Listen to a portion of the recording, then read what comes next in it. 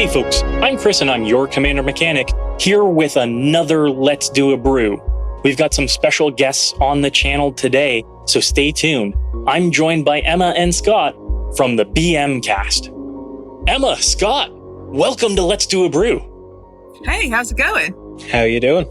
Fantastic. I want to thank both of you for coming out to have a conversation with me. It is amazing to have two great writers like yourselves come out and just speak about Magic and Commander.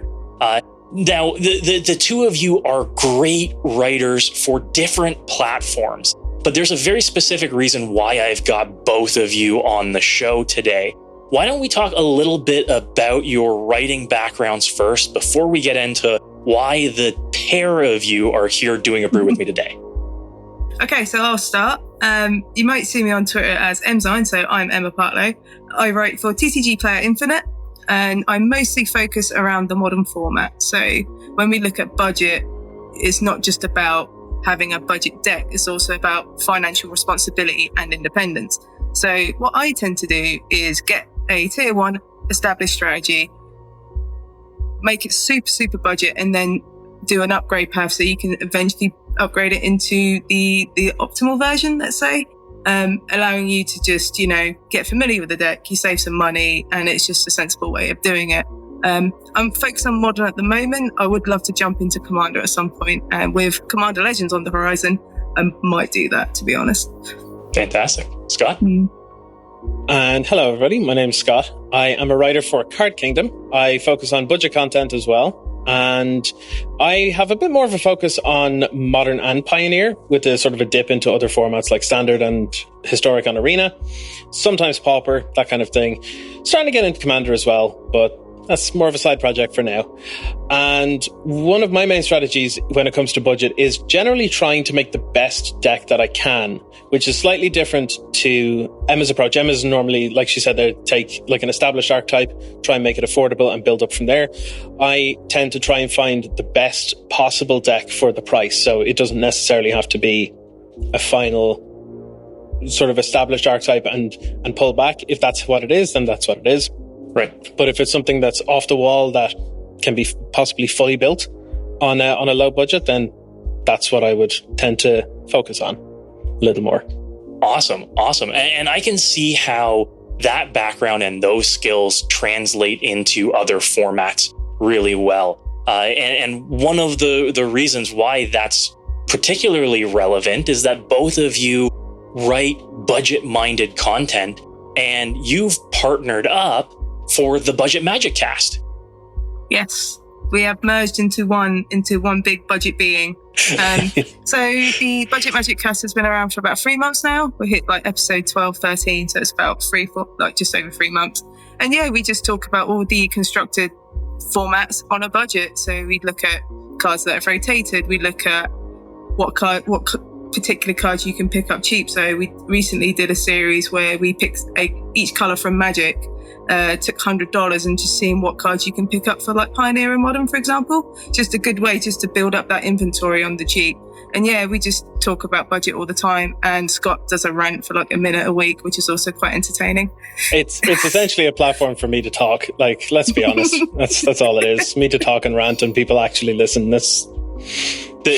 Why do you think that I started up this podcast? So it sounds like the two of you, with your focus on budget Magic building and on formats that are eternal or semi-eternal when it comes to Modern and when it comes to Pioneer, has you really well suited to give some insights into getting into Commander, especially for newer players that might not have the budget or the card pool to reach back into Magic's tens of thousands of cards in their history. Have you found that it translates really well? Generally, yeah. Yeah, I mean, I haven't done a whole lot of work myself on budget Commander content just yet, but the research and the sort of attempts that I've made at it have generally been pretty successful. Like, once I kind of got a grasp of the Commander format in general, it was definitely the format that I joined the latest. Once I got an idea of like what's actually playable within the format, I found that it did translate quite easily, you know, because you're still looking out for like good removal spells or good cheap sweepers or good efficient ways to, say, assemble a combo or that kind of thing. So I found it quite easy anyway. But Yeah, I'd have to agree. When it comes to stuff like budget magic, you learn some skills that you don't often pick up if you're just someone that can afford just to buy the decks optimally. So it allows you to be quite creative with deck building. As we were talking before the recording, Chris, we said, you know, limitation breeds creativity, and budget magic is that in a nutshell. You can really, you can be really creative and go really ham on just building any old thing just for like $50. Like I'm looking to do a budget crab commander deck because I just love the new crab legendary from Zendikar. Yeah, it's not going to win load of games, but if I can just swing in with this massive crab, you know, it's a story to tell, isn't it? And that's the thing. It's just identifying what you find enjoyable and also identifying that you need to make compromises because you can't afford the expensive stuff. So you need to put more stock in the enjoyment as opposed to an extent winning as well, because your hard quality might not be as good compared to something that is expensive. So you can have a lot of fun with budget magic for sure. Yeah, and you'll find that a lot of Commander players, especially ones that build a lot of decks, will have decks that run the gamut. And they'll have the decks that they invest in where that's where they have their expensive staples and that's where they've got their high-end decks. But I've spoken to other content creators and even people that are players at my LGS that have 50 Commander decks that range everywhere from like 5 figures on the high end through to under $100 on the low end. And this is it. That's beautiful. This is it. So I have 2 EDH decks. I have a Nephroid Apex of Death, which is a Birthing Pod deck. It's almost the EDH level, so it's quite high on the power level. It's a good few grand because it's quite filled out and so forth, because I really like the deck, so you know, that's what you do as Commander players. And I also just have a pre-con that I spent £30 on the pre-con, then like £20 on upgrades, and that's like my lower end for the lower power tables, and just something just to work towards and kind of keep it budget. So having that contrast is quite cool, I think. Absolutely. And Scott, you mentioned that you've been late getting into Commander. It's the latest format that you're getting into. When it came to building your first decks for Commander, what were you looking at? Niv Mizzet. To be honest, just Niv Mizzet. I was like, so you're telling me I can always cast this on like turn 4 and then just potentially machine gun everybody? Yeah, I'm in. Commander, sounds great. Let's go. So, I'm not shocked. So I started with that. That was about a year ago. Actually, sorry, I tell a lie. There was one deck before that, and that was Kambal. It was like a Kambal Taxes deck. I don't know what I was thinking. I was like, Orzhov seems cool, right? And then I was just sitting there with like Crawl Space and Ghostly Prison and stuff. And I'm like, what am I doing?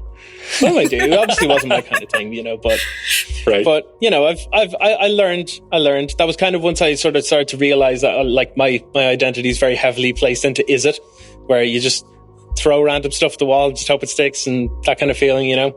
And Izzet is a great color combination and a great archetype for a budget builder too. I've got 2 videos on the channel. One's a Niv Mizzet the Firemind deck, and the other is a Jorian Ruin Diver deck. Oh, I love Jorian. Yeah. And both of them clock in at, one's under $50, the other's under $100. And they're decent level decks. Like they're decks that you can sit down with people that are at the 6 or 7 level and be able to slug it out with them.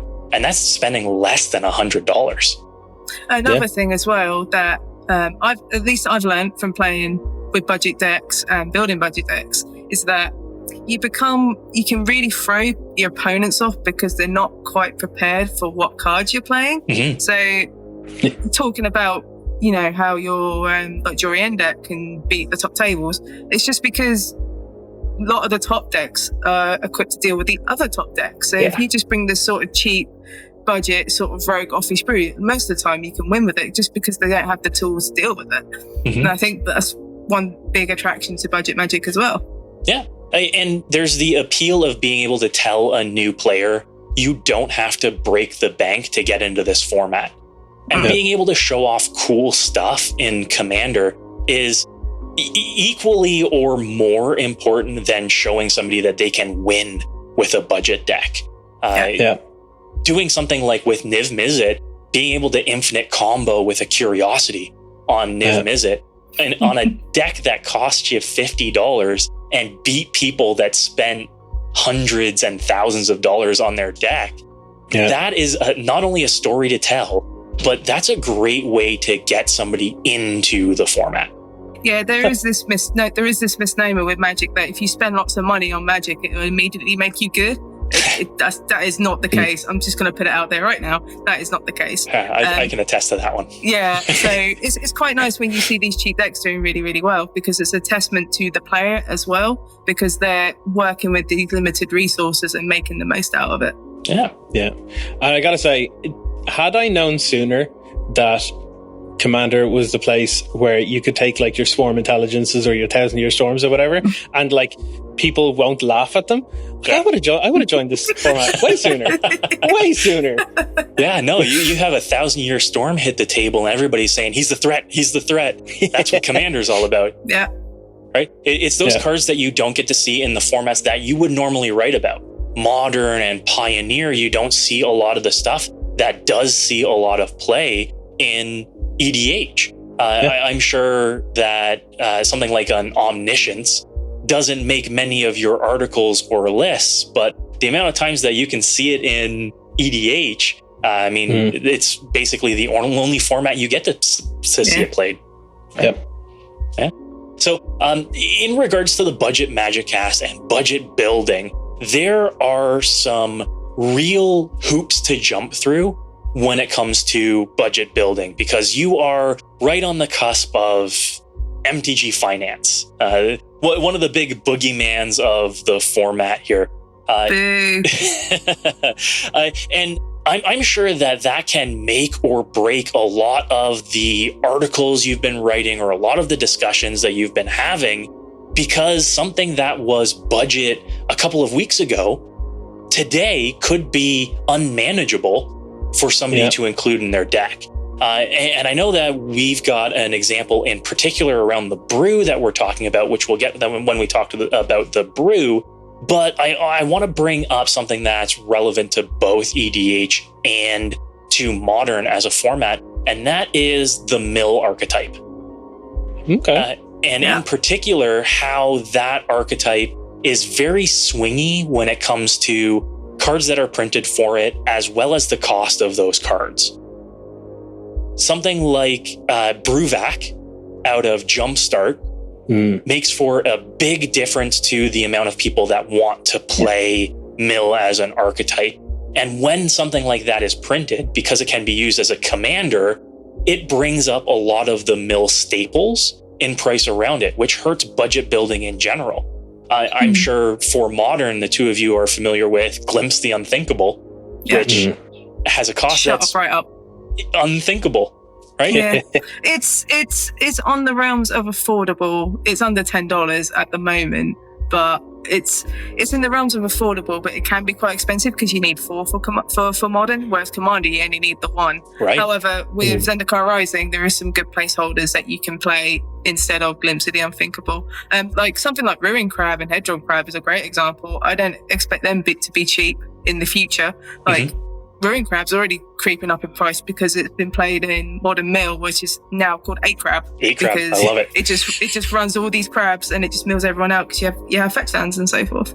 Yeah, for the longest time, Hedron Crab was like a $4 uncommon because it saw fringe play in. And I believe it only had like 1 printing. Yeah.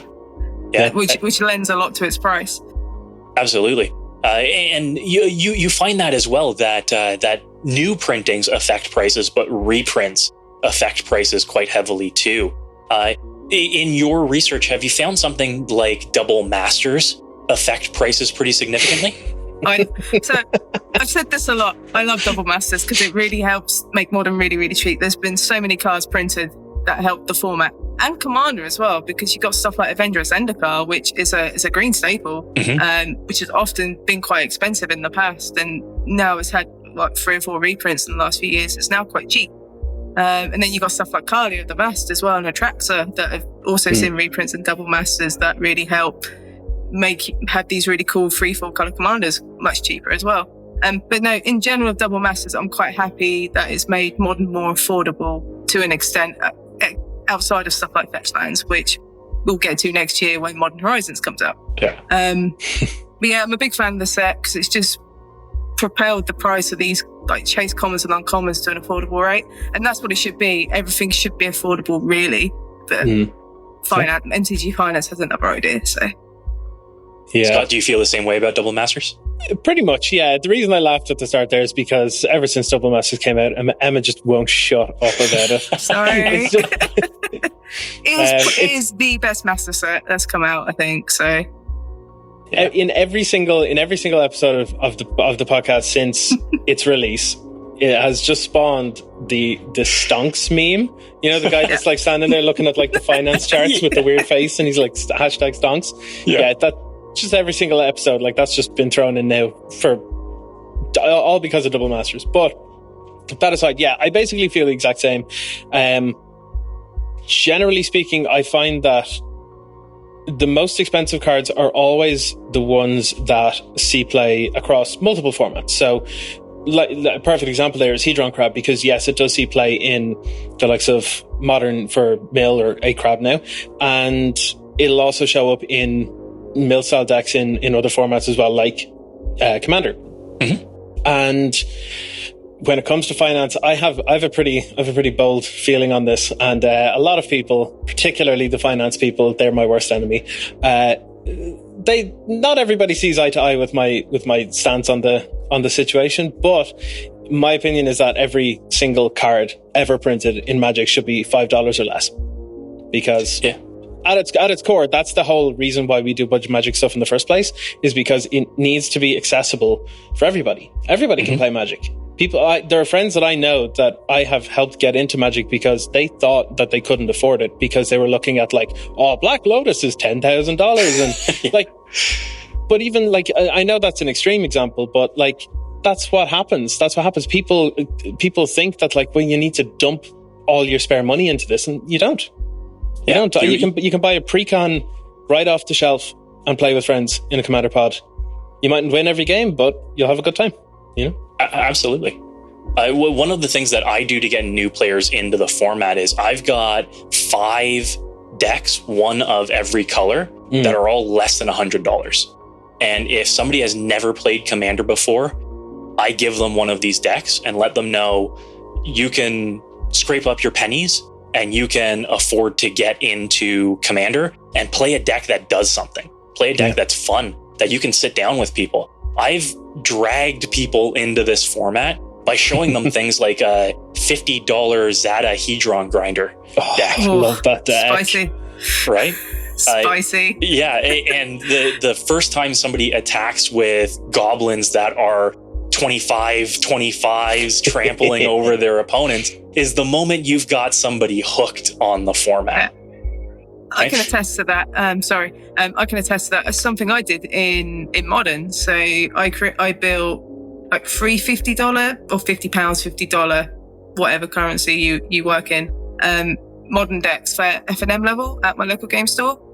Purely on the basis that Modern events didn't always fire. So what I did was I built some decks, lent them to the store, just going, hey, if someone wants to play Modern and they can't afford, or they don't have a deck because they think they need to pump all this money into it, I've got 3 decks to help you. So it's like mono white tokens, mono red burn, and then like mono black control, just like a really cheap option. And it helps people get into the format, and it just breaks that barrier that, I don't need to spend loads of money to have a good time, because it's a hobby. You put as much money as you want into it, because at the end of the day, you need to enjoy it.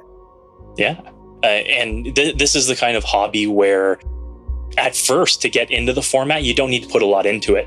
But as soon as it's got your hooks in you, you're going to be one of those people that's like, okay, I'm going to build another deck. I'm going to build another deck. I'm going to foil out my deck, or I'm going to save up for this expensive staple. one of the things that I do, Emma, much like in your articles, is I have upgrade options at the end of every tune-up. I say, here's your deck at a reasonable level. If you want to invest more into it, if this is going to be your one deck that you want to invest in, here are other staples that you can get you to the next level. And that's important. It's that financial responsibility that you've got to talk about too. It's not something where you've got to miss a mortgage payment on your house in order to bling out your commander deck. It's something that can be done gradually over time. This is a hobby. It's not a second job. Yeah, this is it. And let's just say Wizards of the Coast are very good at pumping out product and this is probably a bad way to put it, but I'm going to say it anyway. Wizards of the Coast are very, very good at like preying on the fear of missing out when it comes to product, that you need to pick up the latest stuff every single time just because it's so frequent. And the thing is, you don't need to do that. And with budget magic, you can just go at your own pace. Like the fact that you don't have to build this deck straight away is completely fine. No one's going to judge you for it. And it's just expecting, you just got to be honest, basically. As long as you're realistic, I think you'll be fine. Yeah. And the fact that Commander isn't a competitive format either means that there's not really a pressure like there is on something like Modern or Pioneer, where you need to be able to compete against people. It's about winning. It's about sitting down in an F&M and taking home prizing. With Commander, it's more about the play. I think this is actually one of the big things that drew me towards Commander, because I did spend a lot of time trying to, win as much as possible in Standard or Modern, and then to a certain degree Pioneer. And then after a while I was like, well, what's the point? Like, what's actually the point of this? Like, am I trying to become a professional at this, or do I want to just like enjoy my time? And it was very clearly, if you've ever seen me play, it's incredibly obvious that I'm not going to be professional anytime soon. That's just not happening, So I was just honest with myself, and I was like, well, I want to enjoy it. And that's why I then turned to Commander to check it out. I was like, well, let me have a look, because like, I like this card, I like that card. They don't see play anywhere else. Let's try them here. And I think in terms of budget content, the fact that it's not a competitive format actually is a massive, massive boon to it as well, because there are so many options that are available that, you'll find like random cards where there's strictly better options, but the card that has the fewest printings is the more expensive one. And that's fine, because you can potentially get a better version of whatever the card might be for pennies in comparison.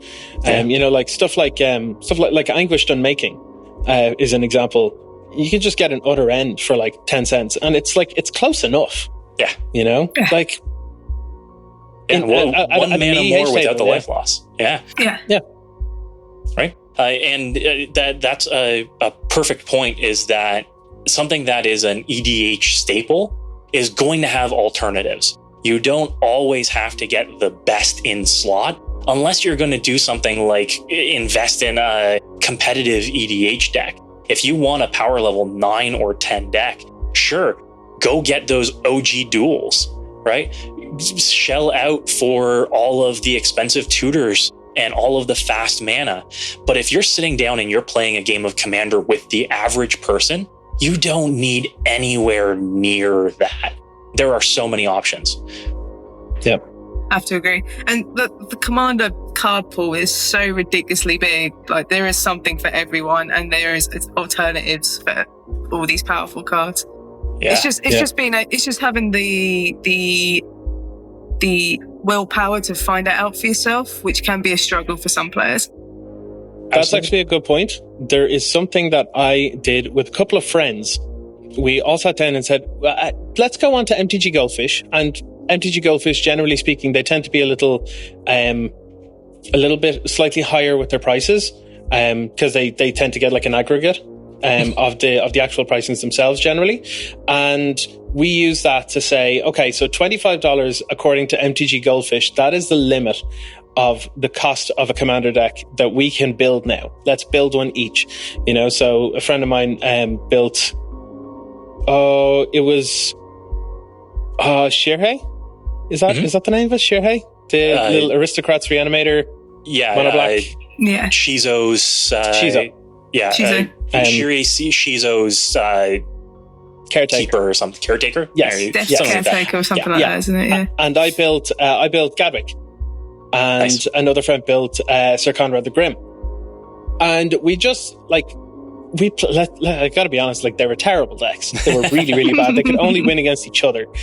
But the point was that we could build a deck, like, with whatever we had. Like, my Gadwick one was all based around, like, tapping creatures, and whenever a creature got tapped, it drew a card. Just silly stuff. Yeah. But we didn't have Sol Rings. We didn't have, any fetch lands. We didn't have, like, Force, or even Foil was too expensive. But, we barely had proper board wipes. But it was great. It was really, really low power. It was really silly, but we had so much fun. And the whole point of it is fun. Yes. And that was the cheapest and possibly best fun that we have had in a long, long time, just because it was completely different. And it also opened us up to learn more about different cards. So now when I'm building decks, I'm like, oh, remember that 10 cents card that I got in Gadwick that time? A Verity Circle, that's the one. Yeah, I'll get that and put that in here because that'll do something with, and like, it's finding these little gems that might have a very niche role to fill in a very specific deck. But once you find that one card that you're looking for, you're like, I know it from another deck, and it's great to have that. Yeah. All it needs to do is do work for you once, and you will never forget that card again. Yeah. Right. Now, I followed almost that same approach, Scott. I mentioned the 5 monocolored decks that I built for friends. I dragged an entire group of friends into Commander for the cost of a movie ticket each with that. Yeah. Right? You start off with $25. I built these decks. They ended up taking those lists and building them themselves because it was $25. Why not? And we started up a play group where every 2 months we'd add $25 to the deck. Yeah.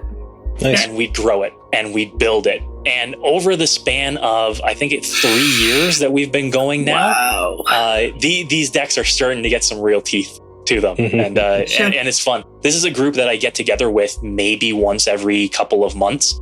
And we do 1 day full of Magic. There's like 8 or 10 of us that play. Nice. And growing these decks, pulling these people into the format.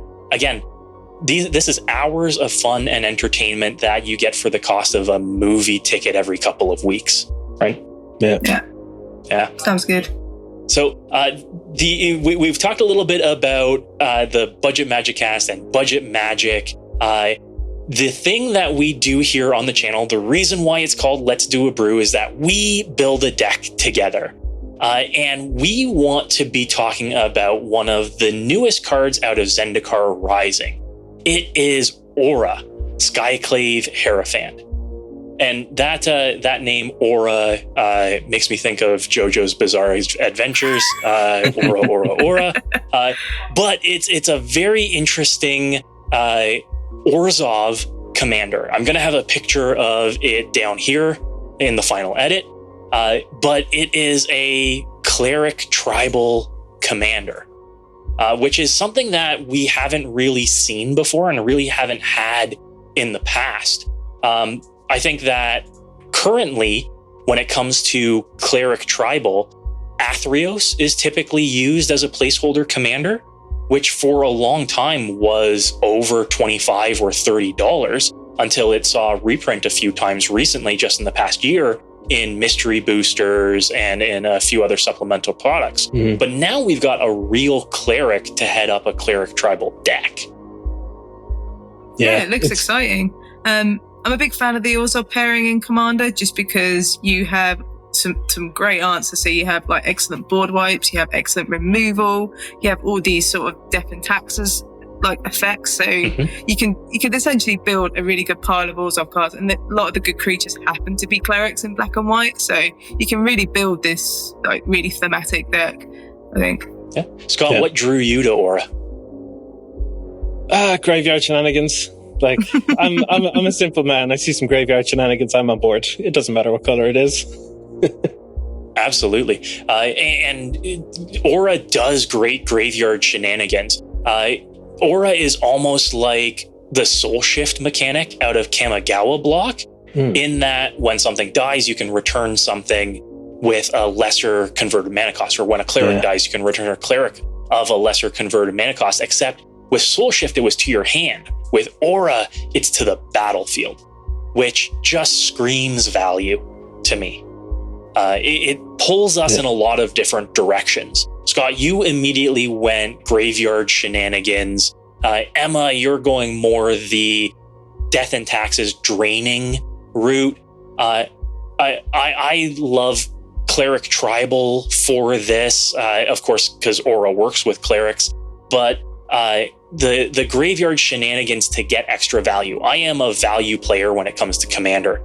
If I can have a card do something that triggers 2 other cards to do something else, I'm going to do that. So I'm looking at dies triggers. I'm looking at enters the battlefield triggers. I'm looking at leaves the graveyard triggers.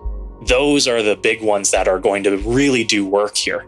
Yeah, and also you want creatures that can sacrifice other creatures as well, just to put those clerics in the bin so you can get them back out. One I realised that I completely forgot existed, which was back in Over the Gatewatch, I want to say, it was Ailey Eternal Pilgrim, because she is also a cleric. And if you gain loads of life, you can get rid of permanents and stuff. And yeah, she just seems really, really cool alongside it, because you can just use that as like a sacrifice engine and just keep bringing back clerics and just accruing all this value. Absolutely. There are a lot of clerics that have dies triggers on them too. Specifically, some of the relatively newer Afterlife cards out of the latest Ravnica block, where when they die, you can make a spirit token or several spirit tokens. A lot of those out of Orzhov colors are clerics too. So that's a great way to get additional value out of your creatures dying and then coming back. Yeah, it's. I feel like you can really punish people for having removal and board wipes, because you're just like, cool, I'm just going to keep doing this thing. You need something else to stop me. Removal's just not going to do it. And recursion is just quite powerful in Commander anyway, just because a lot of people tend to do it. And having that graveyard interaction is quite important in the format, I think. Absolutely. Yeah. Absolutely.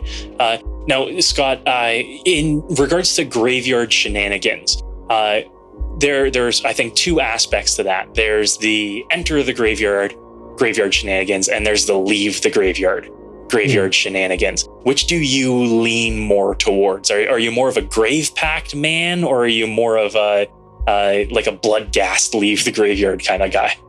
I'm a little bit more on the enters the graveyard. I'm a fan of generally sort of sacrifice or aristocrat style builds of decks in general, despite the fact that I started playing with Niv Mizzet and doing combos and stuff. In Commander, for some reason, I am completely the opposite than what I am in other formats. Normally in other formats, I want to do Broken Degenerate combo-based things. In Commander, I love value. I don't know what it is. I like just something about sitting there for 5 minutes and sacrificing 7 different things and drawing 18 cards and then putting this on the bottom of my library and flipping that and doing this and all about that. And I find that sacrifice-based stuff, like enters the graveyard kind of things, is a really good way to get a lot of value. Like, there are a lot of things in Commander in particular that pay you off for just having things die. It doesn't even necessarily have to be heavy on the actual sacrifice or aristocrat style, but just getting benefit from things dying feels like what Emma said, you're basically just invalidating your opponent's removal at that point. Yeah. So, and turning your graveyard into a resource for you. That is one of my favorite things to do in the format. It's one of the reasons why Dredge is a favorite of mine in Modern, because I love being able to have 30 cards in my graveyard, but consider them in my hand. Yeah. Yeah.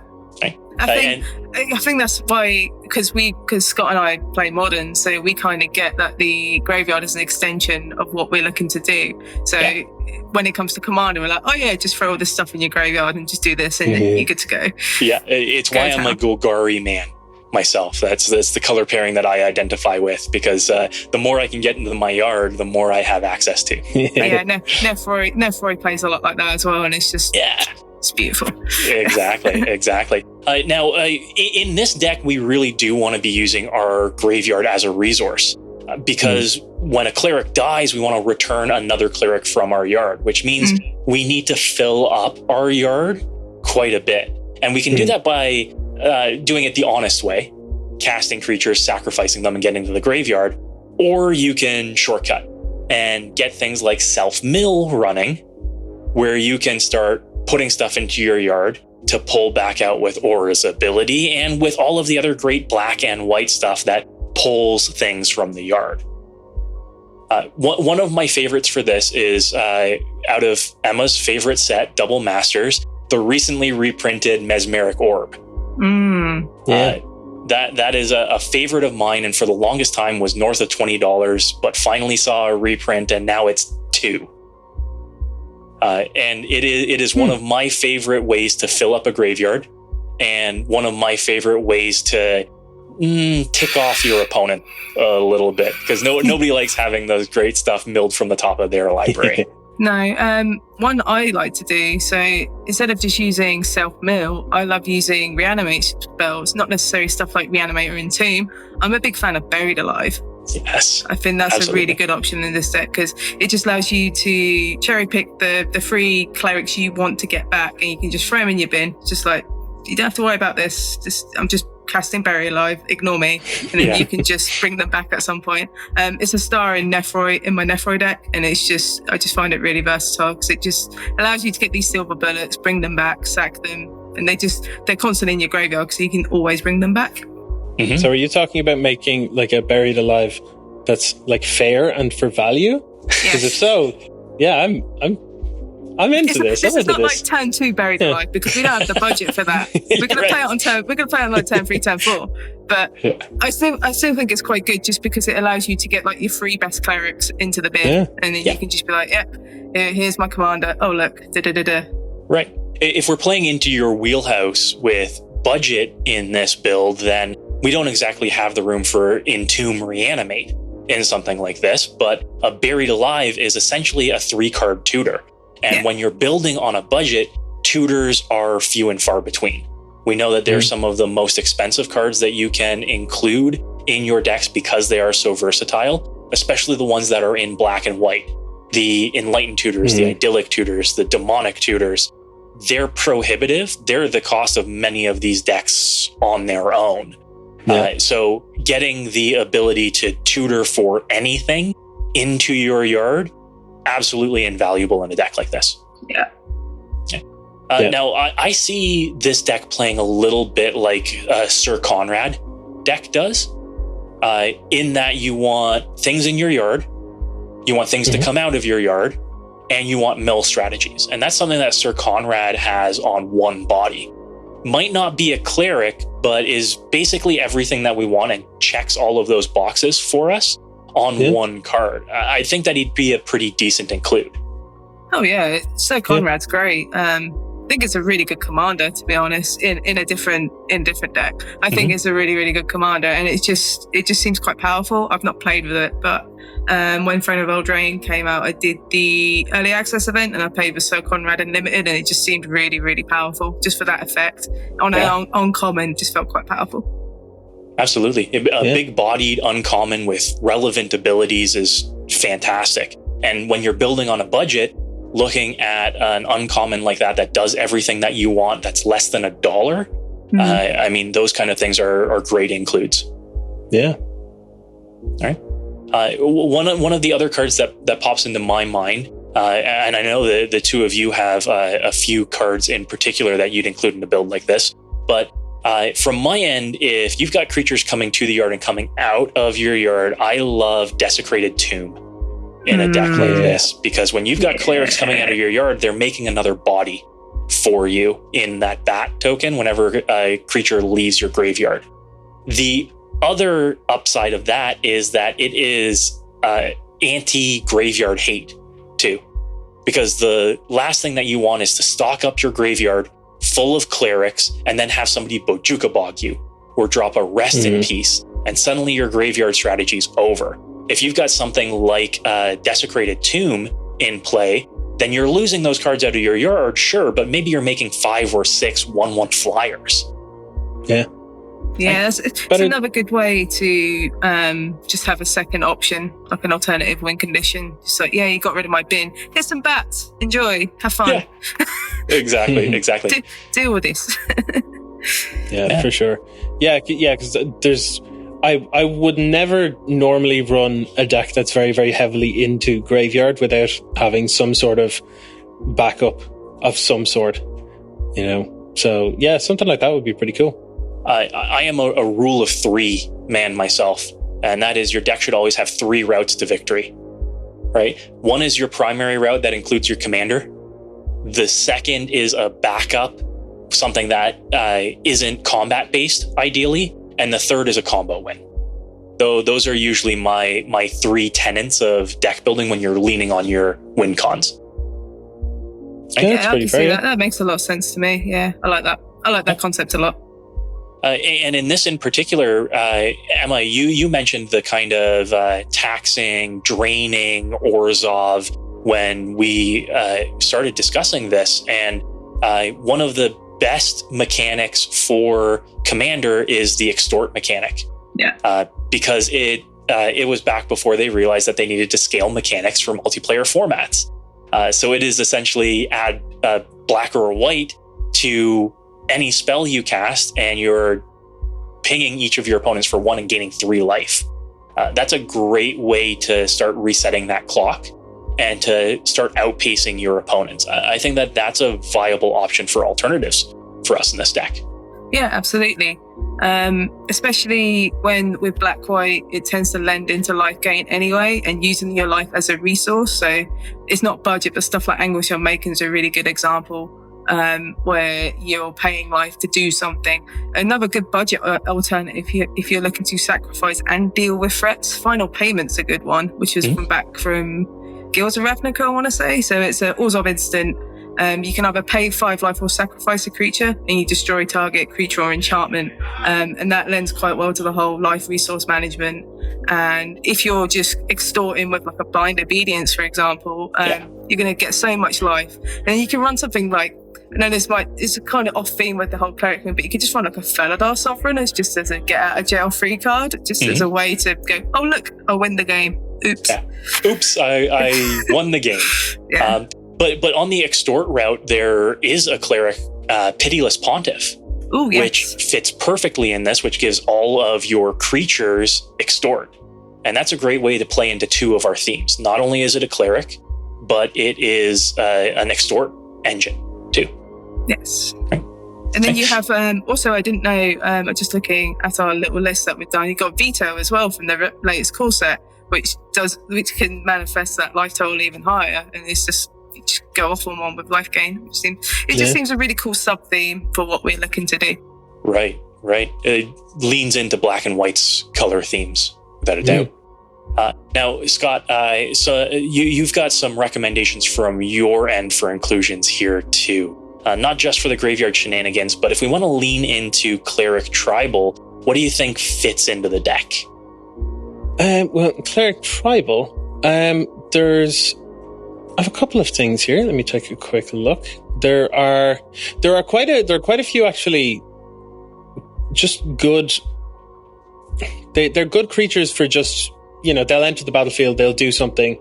Like we've mentioned as well. Like one of the new ones, for example, from Zendikar Rising, is Demon's Disciple. It's just a 3 mana. Each player sacrifices a creature. It's also a cleric. It's probably going to die because when it enters the battlefield, you choose a creature. You just choose for it to die. If Orah is out, you'll get another creature back of CMC 2 or less. So that kind of idea just screams value to me.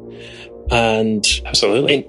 In addition to that, another piece of removal that I found might be good for this as well is Fiend Hunter is a cleric.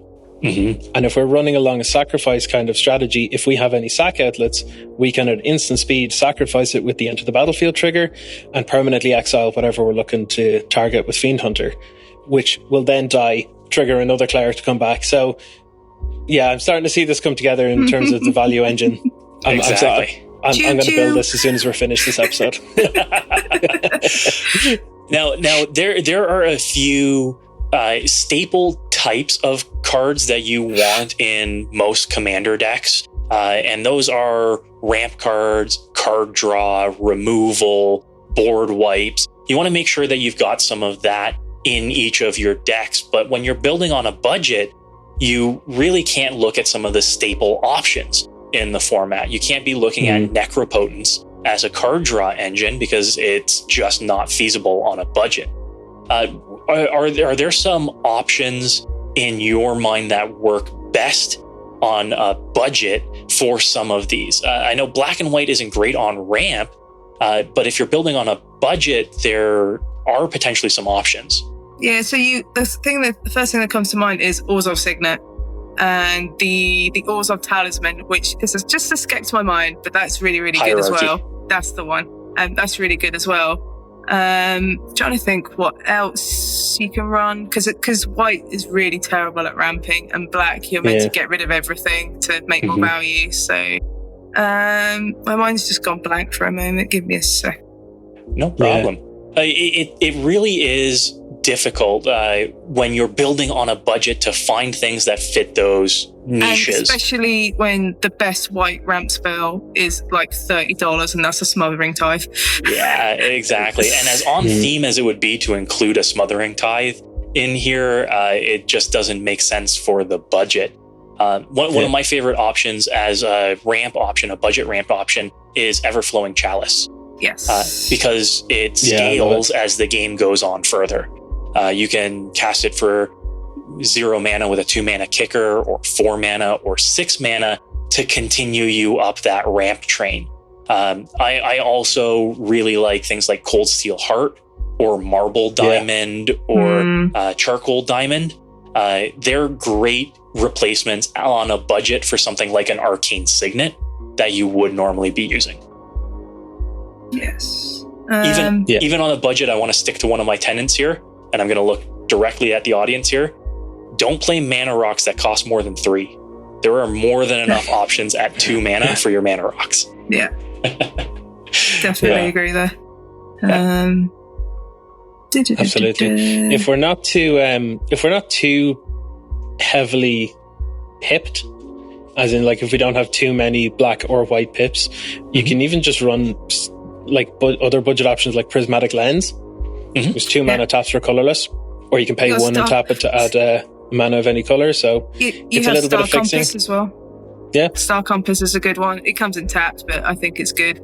And then you have Chromatic Lantern, which saw a reprint recently, which is a good one to just fix your mana base, because as we're on a budget, we're not going to have the ideal fixing. So just having Chromatic Lantern in your arsenal just to give you that flexibility just seems pretty good. It also taps for mana itself, so that's quite nice. Absolutely. And something that was reprinted both in Mystery Boosters and in Double Masters was Lotus Petal as well. Yes. I like it for decks that don't have innate ramp. So if you aren't in green, or you aren't having some kind of green splash, or you don't have the kind of rituals that red does, then Lotus Petal is a great way to get you up a step in your mana generation, even if it is just one time. Yeah. I'm a little bit biased towards Lotus Petal myself, having just built a Teshar Ancestors Apostle deck. Nice. And it's definitely broken in there. But in general, yes, it's very good. Also, Dark Ritual. Yeah. Oh, yeah. Dark Ritual is a fantastic People thing. do not play Dark Ritual enough in their Commander decks, as I found out. And yeah, it's a one-time shot, but it allows you to get ahead of curve. It allows you to play your Commander way ahead of schedule, which is big in budget. So yeah, just Dark Ritual as well. It's massive in this deck in particular because our Commander costs 4, which means with a Dark Ritual, you can drop it on turn 2. Yeah. And having that kind of value engine, like we've been discussing, going as of turn 2 is a fantastic clock. Your opponents aren't going to be able to outrace you. And if they are, they're going to have to spend their advantage, their mana, their cards to start taking out your engine. Yes. Yeah. Just seems really good. And also you can play Buried Alive early and get those clerics in your bin. Just saying. I'm a big fan of Buried Alive. I'm just going to keep saying that. Absolutely. And with the update to the commander rules where your commanders now trigger dies triggers, that means that Orah, as long as I've read it correctly, Orah or another cleric you control dies, that means that even if they've removed Orah, if you've got another cleric in your yard, it's coming back to the battlefield. So you aren't losing out on that value. You're getting something from it as long as you've got a cleric in your yard. Yeah, it's really Seems sweet. good to me. I also thought that if you have Orah and a 3-drop cleric and a 2-drop cleric out, and you're hit with a board wipe, are they able to just get each other down the chain sort of as they die? So like Orah can get back to 3-drop, the 3-drop get back to 2-drop? That the clerics see each other sort of thing when they die. Yeah, to make a nesting doll of triggers Like a where they Russian all dolls. die. Yeah. Yes, you can stack those triggers so that Orah's goes off first, grabs the 3-drop. You can sacrifice the 3-drop, grab the 2-drop, or let their triggers resolve so that the 2-drop comes back out. And if you've got a 1-drop, then when the 2-drop dies, the 1-drop comes back out. So it's board nice. wipe protection again, as long as your graveyard's full. Yeah, This is sweet. Because of the ability on Orah, we also want to pay attention to our curve, to our mana curve in particular, because we want clerics at every casting cost. Yeah. This means that we want 1 casting cost, 2 casting cost, 3 casting cost, 4. And I know that there aren't many clerics above a 4 casting cost, but the ones that are, like the Pitiless Pontiffs, or I believe Blood Baron of Vizkopa is another one. Those ones are great because if they trigger, if somebody board wipes, well, you've got a 5-drop and Orah out, you can let Orah go to the graveyard and have the 5-drop bring Orah back out. It makes it very difficult to deal with your commander when you can do something like that. Do you see, it feels really, really stubborn, which lends quite well to the Orzhov branding in general, which I'm enjoying, I'll be honest. You can never shake your debt. That's Orzhov in a nutshell. Right? I have found actually a 5-drop cleric that piqued my interest because I feel it fits very well into the theme, and it's from Ixalan, is Bishop of Rebirth. So 5 mana for a 3/4 vampire cleric with vigilance. Now it has to attack to get its value, but when it attacks, you can return target creature card with converted mana cost 3 or less from your graveyard to the battlefield. I feel that really fits well in here as an additional recursion engine. Yeah. Well, imagine that thing bringing back the Demon's Disciple every attack, right? That is value on top of value on top of value. I'm liking this. Yeah, this is sweet. So we talked a little bit about some of our ramp and some of our mana package here. We've talked a little bit about some of our creatures. Card draw is another important aspect of this, and card draw is typically where things start to get a little bit expensive. I'm always an advocate of repeated card draw as opposed to one-time card draw, just because you shouldn't be taking a turn off in black to lose life and draw cards. You need to keep establishing that board presence. And of course, white, we know, isn't great at drawing cards. So our options here are a little bit limited, especially when working on a budget. Anything card draw wise come to your mind that works within these constraints? I think the first thing that comes to mind, I need to check the toughness of our clerics, but Skull Clamp. Yeah. It's the best one I can think of that's relatively budget, because it seems like there's a few clerics that are like X ones. So you can just be like, yep, Skull Clamp, draw 2 cards, bring it back, do it again, and just make this engine. That's the first one that comes to mind. If we're also making things like spirits or bats, which are 1/1s as well, then that's fodder for the clamp, right? Yes, this is it. That's what I could come up with. And you got stuff like Weathered Wayfarer, which I know is not a cleric, but it's a good way of filtering your deck, which is a sort of pseudo card draw, which is quite important, I think. And then, especially when you can't afford a land tax in a deck like this. Yes, this is it. And then you've got stuff like, I need to check the name of this quickly because I'll probably get it wrong. You have stuff like Night's Whisper, which I quite like as just a card draw option on the cheap. Ambition's Cost is another good one as well. I really like the new one, Village Rites. Yes, Village I Rites was going to say, it's not repeated. It's a single shot, but if that ever in this deck draws you 2 cards and gets you to reanimate a cleric, that's value right there. Exactly. Love it. right? So in addition to some of those, the next thing that we want to look at is removal. And we are not lacking for removal in these colors. These are two of the best colors for removal of every permanent type, fortunately. Yeah. It's strong at removing creatures, artifacts, enchantments, and I think that we'd want to include a little bit of all of that in here. Yeah. Anything in particular pop up? I know we mentioned Anguished Unmaking, which can be a little bit out of budget, but are there any alternatives? Who wants to go first? I'll grab it. I've got one or two. Okay. Well, like it's pretty obvious that we should probably we're in white. We should probably just run Source of Plowshares. It's really cheap. Yeah, it's just good. And another one that I really, really like that I don't see many people playing, and I'm not quite sure why. I think people might think it's too restrictive, but D-Spark from War of the Spark is incredible. Yeah, it's so good. And yeah, they're my two big ones. They're the two ones that I wanted to make sure I'd put out there. Yeah. But you'd mentioned earlier, Emma, Final Payment. Yeah, that's pretty good too. Yeah, your Final Payment, you got Path to Exile, which was reprinted in Double Master, so that's super cheap at the moment, which is a big removal spell in Commander. And then you've got like the flexi stuff, so stuff like Hero's Downfall as well, which is quite cheap. And then you've got like the board wipes. You've got the best board wipes in Orzhov colors, and I think it's good to run a couple. I know we're a Cleric creature focused deck, but it's always good just to have that push reset button. So like Merciless Eviction, I'm a big fan 100%. Of in Orzhov decks. And Kaya's Wrath is really good because you gain the life off it, which is very important. And that color restriction is not really an issue here. And then you got stuff like Wrath of God, Day of Judgment, which have been reprinted fairly recently, so they're quite cheap. Mm-hmm. I wouldn't want to go too ham on the board weights because you got to win the game somehow, but I'd like the idea of having a couple just in case. But yeah, like D-Spark's an excellent one. You got Final Payment, you got Utter End, which we talked about earlier, which is a really good placeholder on Anguish Unmaking. Mm-hmm. You're pretty stacked for answers. And if there's one thing I've noticed from playing Commander in a pod, that people don't run too much 1-for-1 removal because they think it's bad. And it's not. Right. It's really good. Absolutely. When you can pinpoint remove a threat, it's great.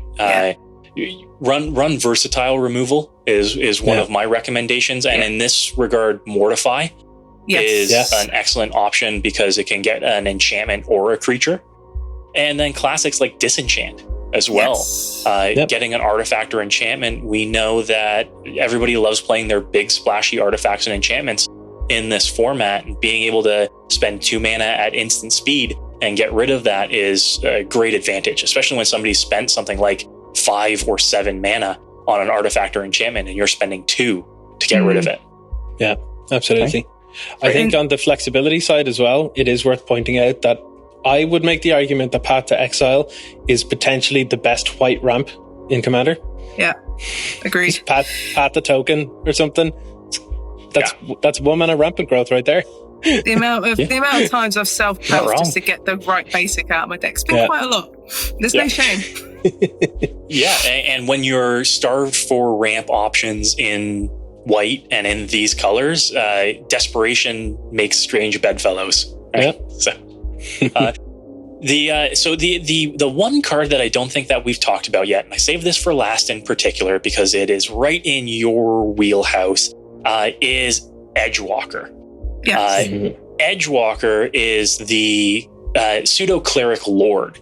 It's incredibly important in a deck like this because it reduces colored casting costs, which can reduce our 1 casting cost clerics to being free, or our clerics that cost 1 white and a black to only costing 1 colorless, and our commander to only costing 2 colorless mana to cast. And it's important, but when Orah was spoiled, Edgewalker jumped up in price, especially over here in North America. We saw the prices jump pretty considerably from less than $1 to close to 10 for an Edgewalker in no time. Are you seeing the impact of new card printings hurt older cards that might not have seen play before that people are trying to buy out and capitalize on?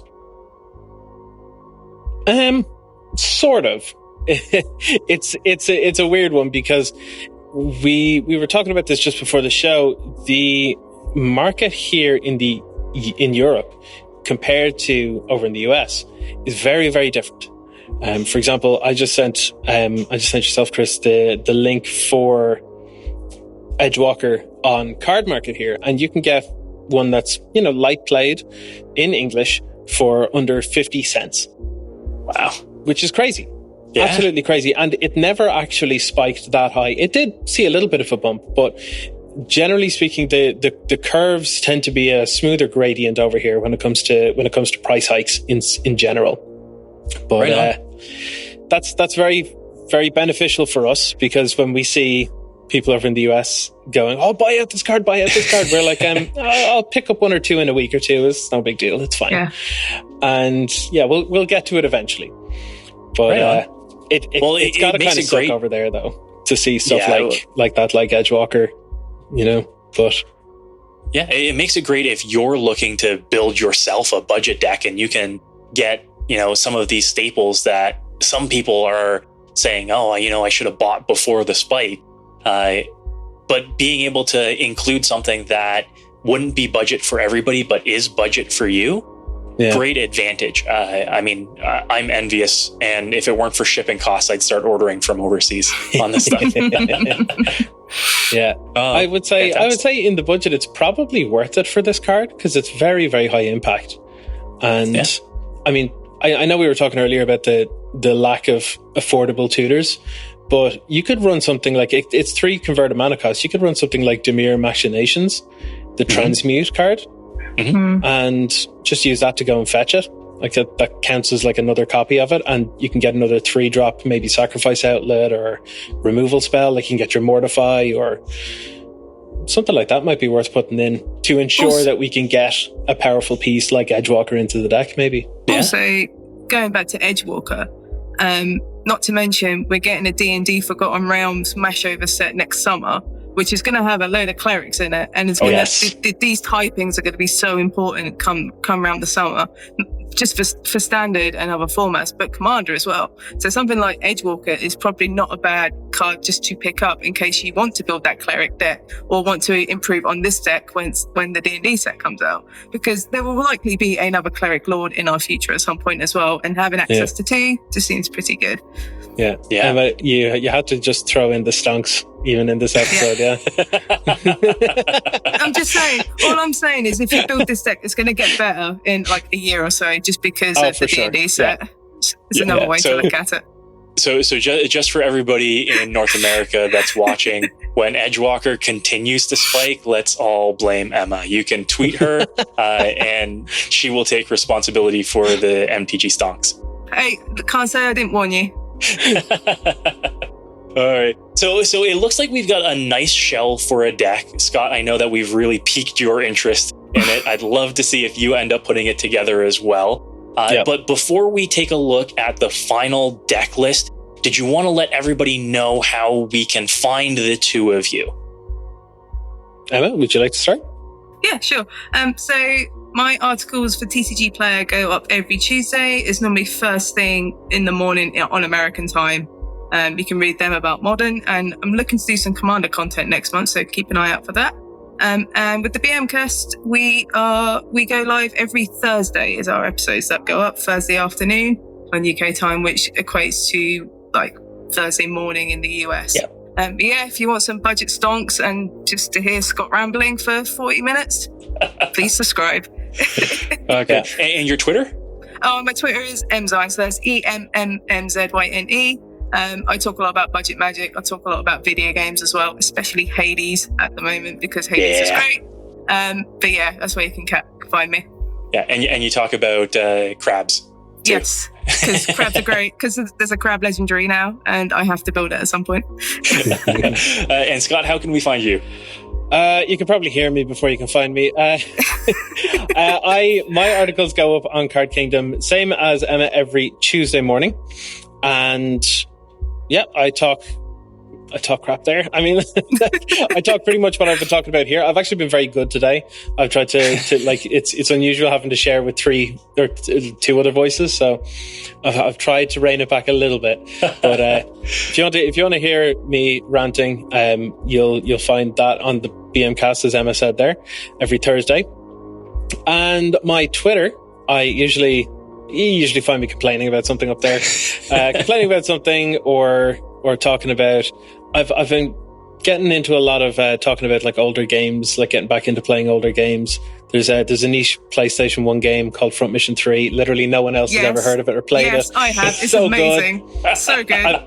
I'm undertaking another run through of it. It's a yearly thing. I'm going to start talking about that on Twitter soon as well. Like I talk nonsense for the most part, but you get little nuggets of information in there here and there. It's fantastic nonsense. I love it. That is follow. Yeah, that is at Syvantir. So it's Syvantir. Yeah, that's it.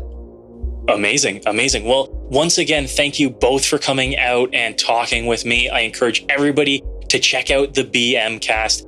Fantastic to hear the two of you talk about budget magic. And if you are looking to get into more Commander content, keep me in mind. Happy to help out and lend my expertise too. Well, funny you should say that. We are looking to do some Commander content on the horizon. So just a little sneak peek for you all. Fantastic. All right. Awesome. So everybody, once again, thanks, Emma. Thanks, Scott. Check them out and let's take a look at our deck list.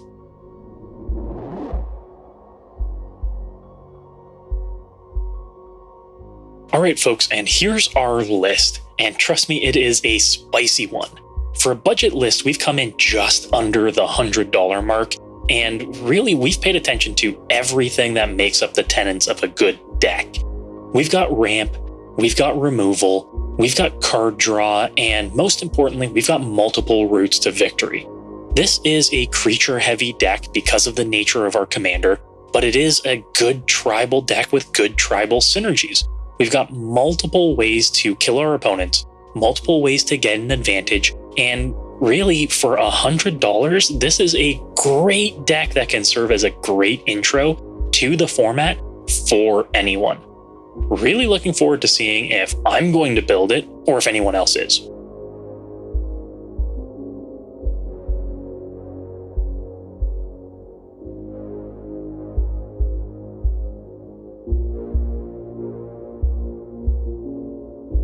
A big thanks to Emma and Scott from the BM cast for coming out and talking Magic with me today. I think we put together a really sweet budget brew that I know Scott's going to put together. Keep an eye on his Twitter for more about this deck and where you can see him play it too. Until next time, everybody, good luck and have fun.